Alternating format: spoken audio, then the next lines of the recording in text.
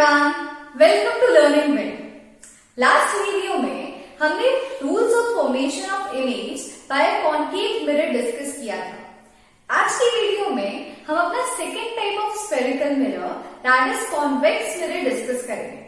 दोनों के रूल्स आपस में क्वाइट सिमिलर होते हैं, बट क्योंकि इनके रिफ्लेक्टेंस में डिफरेंस होता है, कॉनकेव मिरर कन्वर्जिंग होता है एंड कॉन्वेक्स मिरर डाइवर्जिंग होता है, इसलिए इनका जो रिफ्लेक्टेड रेज का पाथ होता है वो थोड़ा सा डिफरेंट होता है। तो आइए हम देखते हैं कि कॉन्वेक्स मिरर में अगर रेज ऑफ लाइट मूव कर रही हैं तो किस तरीके से मूव करेंगी। Okay, so our first case is when your incident ray is parallel to your principal axis. जब आपकी इंसिडेंट रे आपके पैरेलल, जो आपकी प्रिंसिपल एक्सिस है, इससे पैरेलल हो तो आप क्या करोगे। आपने लास्ट वीडियो में जब हमने कॉनकेव मिरर डिस्कस किया था तो आपने देखा था कि आफ्टर रिफ्लेक्शन ये जो आपकी इंसिडेंट रे है ये पास होती है, इस तरीके से रिफ्लेक्ट होती है और प्रिंसिपल एक्सिस को जिस पॉइंट पे इंटरसेक्ट करती है वो पॉइंट कौन सा होता है आपका फोकस। तो parallel rays always passes through the focus. This was your first rule.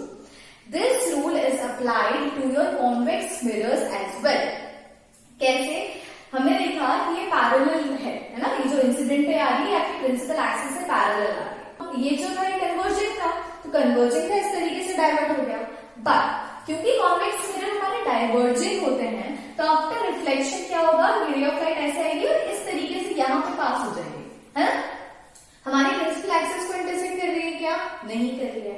But अगर आप अपनी इस लाइन को पीछे इस तरीके से ट्रेस बैक करो, है ना, तो क्या होगा कि आपको ऐसा अपीयरेंस आएगा कि this light is coming from the focus.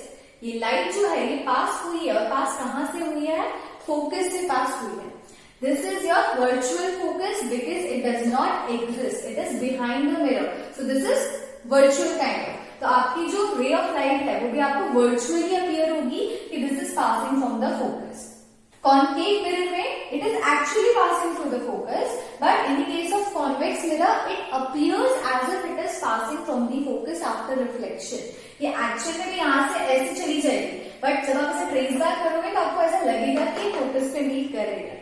Both the rules are same कि अगर पैरेलल रे ऑफ लाइट है इंसिडेंट तो जो पास होगी तो आपके फोकस से पास होते हुए जाएगी, ठीक है, भले वो वर्चुअल।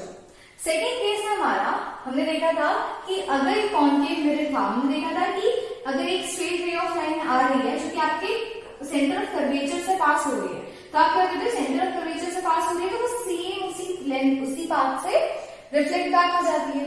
सेम चीज यहाँ होगी। ये इंसिडेंट रे इस तरीके से आ रही है, इंटरसेक्ट हुई, इंटरसेक्ट होकर दोबारा उसी पाथ पे ट्रैवल बैक करेगी। और ट्रैवल बैक क्यों करेगी? क्योंकि ये कॉन्वेक्स मिरर के साथ में जो एंगल बनाएगी वो एंगल होगा आपका 90 डिग्री। जैसे प्लेन मिरर के केस में भी हुआ था कि प्लेन मिरर था 90 डिग्री पे अगर इंसिडेंट रे आ रही है तो वो उसी पाथ में दोबारा से रिफ्लेक्ट बैक होती है। तो सिमिलरली क्योंकि 90 डिग्री पे आप इंटरसेक्ट करिए तो सेम पाथ में ये रिफ्लेक्ट बैक हो जाएगी। बट सेंटर ऑफ कर्वेचर का तो केस आएगी, सेंटर ऑफ कर्वेचर का प्रेजेंट ही नहीं है। तो आपको पता है कि आपके कॉन्वेक्स मिरर में centre of curvature behind the mirror होता है। आपको आपका सेंटर ऑफ कर्वेचर यहाँ मिलेगा, कॉनकेव मिरर के केस में यहाँ मिलता है, आपको सामने मिलता है, बट कॉन्वेक्स मिरर के केस में आपको पीछे मिलेगा। तो जब आप इन लाइन को पीछे ट्रेस बैक करोगे तो it will intersect your centre of curvature, so it appears, यहाँ पे भी सेम ऐसे ही होगा। एक्चुअल में सेंटर ऑफ कर्वेचर से पास नहीं होती, but it appears as if this ray of light is coming from the center of curvature and going towards the center of curvature. Incident ray center of curvature की तरफ जा रही है और आपकी रिफ्लेक्टेड रे भी वहीं से वापस रिफ्लेक्ट बैक होकर आ रही है, ठीक है। This was your second case. Now third case की बात करें तो this is converse of this first case. First case में था अगर पैरेलल आ रही है तो फोकस से पास होते हुए जाएगी।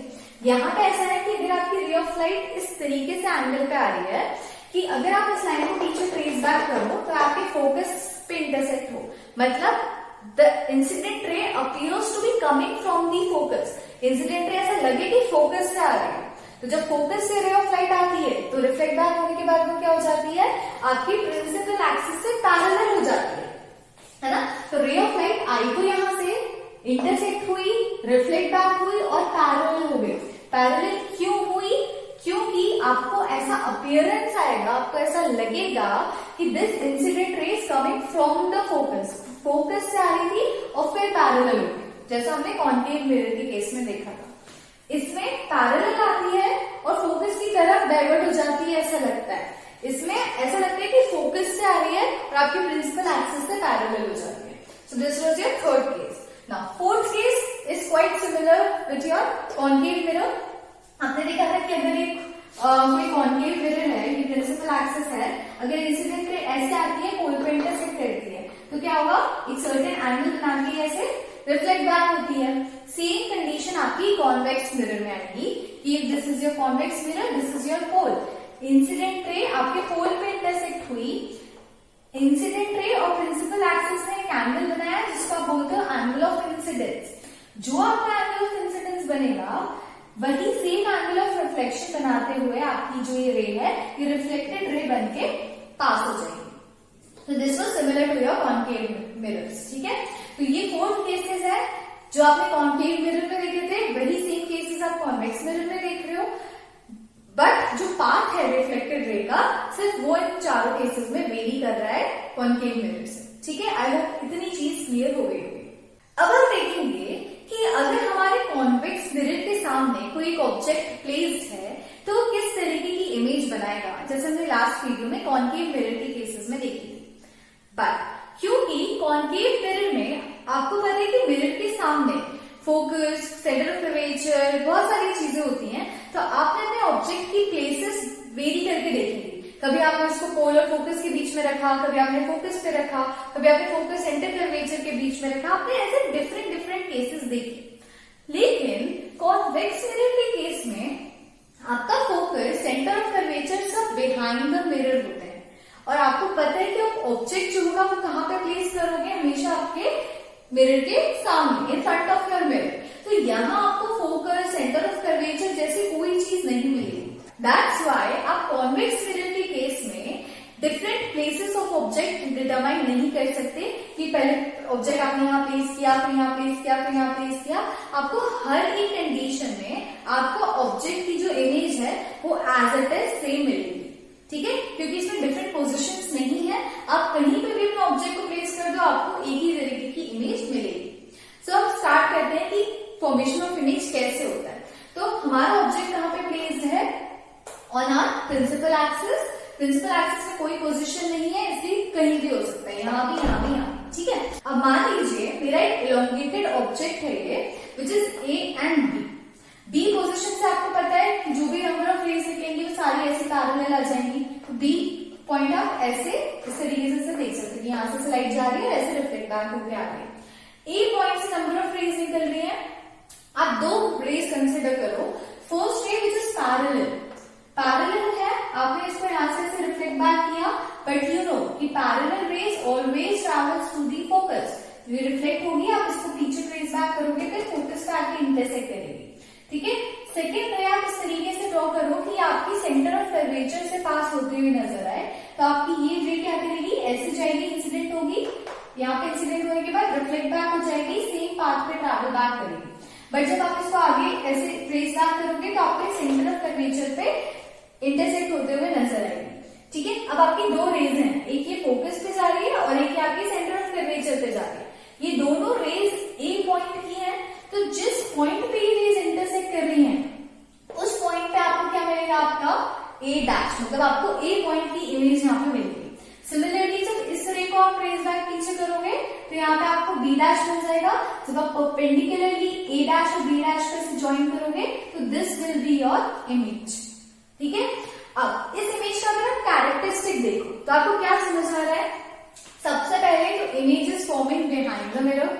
कॉन्केव के केस में सिर्फ एक केस था जब बिहाइंड द मिरर बन रही थी, बाकी सारे केसेस में in front of the mirror he image formation हो रहा था।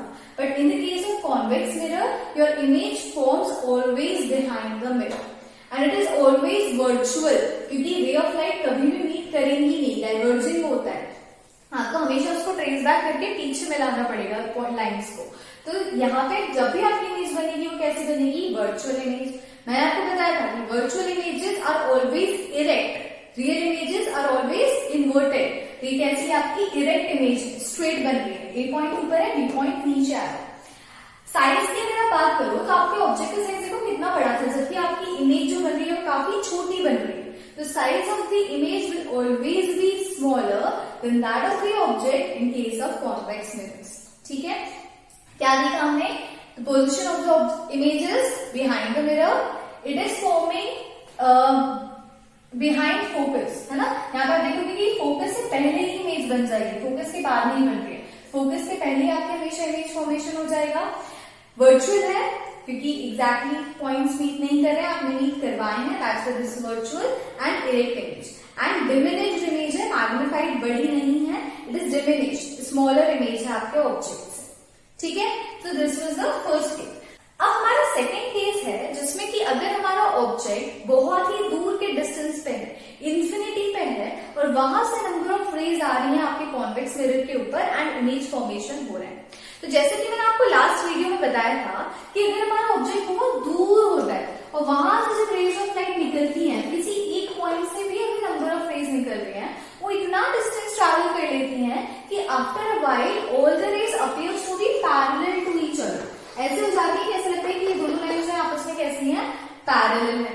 तो यहाँ पे भी आप सेम कंडीशन अप्लाई करेंगे कि मान लीजिए हमारा ऑब्जेक्ट है इंफिनिटी पे है, इंफिनिटी पे जो ऑब्जेक्ट है वो ए बी ऑब्जेक्ट है, ए से नंबर ऑफ रेड लाइन्स निकल रही थी, बट दो लाइन्स जो है वो आपस में से पैरेलल आ रही है। एक रे है जो आपकी किसी मिरर के किसी अपर्चर पे इंटरसेक्ट कर रही है, और एक रे है जो आपकी पोल पे इंटरसेक्ट कर रही है। तो जो पोल वाली रे है वो यहाँ पे इंटरसेक्ट करके ऐसे डाइवर्ज हो जाएगी। सिमिलरली आपकी जो एक दूसरी रे थी जो यहाँ पे इंटरसेक्ट कर रही है, वो यहाँ आने की बजाय, कन्वर्ज होने की बजाय डाइवर्ज होके किसी और पाथ में रिफ्लेक्ट बैक हो जाएगी। अभी आपस में मीट नहीं करेगी क्योंकि डाइवर्जिंग मिरर है। अब जब इन लाइन्स को आप ट्रेस बैक करोगे ऐसे पीछे की तरफ, इस तरीके से पीछे की तरफ ट्रेस बैक करोगे, अब ये लाइन जिस पॉइंट पे मीट करेगी वो पॉइंट आपका कौन सा हो जाएगा? ए डैश, क्योंकि ये ए पॉइंट की रेस थी, ए पॉइंट से सारी रेस आ रही थी, वो मीट हुई, तो आपने इस पॉइंट का नाम दे दिया ए डैश। अब बी पॉइंट से जो रेस निकलेंगी वो हम मान के चलते हैं कि वो हमारी प्रिंसिपल एक्सिस के थ्रू ही आ रही है। तो बी पॉइंट जो होगा हमारे यहाँ पे कहीं चलेगा। जब आप अपने ए पॉइंट और बी पॉइंट को एक परपेंडिकुलर लाइन से ज्वाइन करोगे तो यहाँ पे जो ये जो लाइन आपकी जिस पॉइंट पे इंटरसेक्ट होगी वो पॉइंट आपका कौन सा हो जाएगा? B dash point. ये ए डैश बी डैश, ये बन गई आपकी इमेज। आपको पता है कि अगर पैरेलल रेज ऑफ लाइट आती हैं तो वो हमेशा किस पॉइंट पे इंटरसेक्ट करती है? फोकस पे, मतलब वो फोकस से पास होते हुए जाती है। तो आपकी जो इमेज है वो कहाँ बनेगी? फोकस के ऊपर। पैरेलल रेज ऑफ लाइट आ रही है तो इमेज फॉर्मेशन फोकस पे होगा, बिहाइंड द मिरर हो रहा है। ठीक है, इसके बाद जो इमेज है वो आपकी वर्चुअल इमेज है एंड इरेक्ट इमेज है। Virtual images are always erect. This is virtual, erect, behind the mirror, at the focus. ठीक है, एंड लास्ट पॉइंट, क्योंकि इंफिनिटी पे था, मैंने बताया था इंफिनिटी पे अगर आपका ऑब्जेक्ट है तो वो बहुत बड़ा आप उसे कंसिडर करोगे तभी इमेज बनेगी, छोटे ऑब्जेक्ट की नहीं बनती है।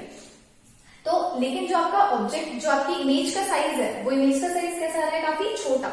ऑब्जेक्ट का साइज बहुत बड़ा था, उसके कंपैरिजन में आपकी इमेज बहुत छोटी बन रही है, तो ये इमेज हमेशा डिमिनिश्ड इमेजेस होती है। आपने कॉन्केव मिरर के केस में देखा कि इमेज बड़ी भी हो सकती है, बड़ी होते होते जैसे जैसे ऑब्जेक्ट की पोजीशन चेंज होती है इमेज भी छोटी हो जाती है ना।